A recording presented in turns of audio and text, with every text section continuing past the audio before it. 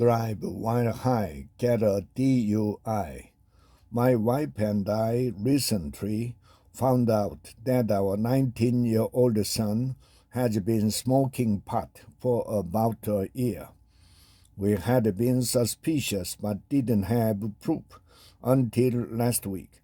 He says that it helps his anxiety, something we didn't know he had, keeps him focused, and helps him to have a decent appetite. He insists that it is not addictive, yet he does not want to give it up. He says that he usually smokes it in a remote area and then drives himself to wherever he's going. This is crushing to us on so many levels. Number one, we'd like to see him deal with his anxiety through some other, safer means, a therapist maybe. Number two, he's not legally old enough in our state to have marijuana.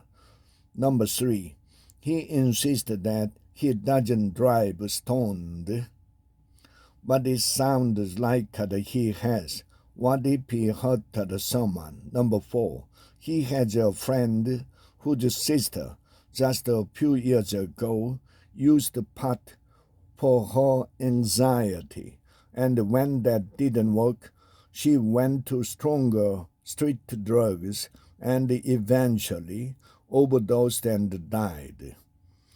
When that happened, we had long talks with our children about drugs, and we thought they were smart enough not to get involved. We don't know what to do right now. We are switching health insurance, so we cannot see a doctor or a therapist until he can be added to our new insurance. What should we do? I would love to turn in his supplier to the authorities, but he won't give up the guy's name. Any suggestion? Worried for our son. Dear worried. If your son gets pulled over while under the influence of marijuana, he'll get a DUI.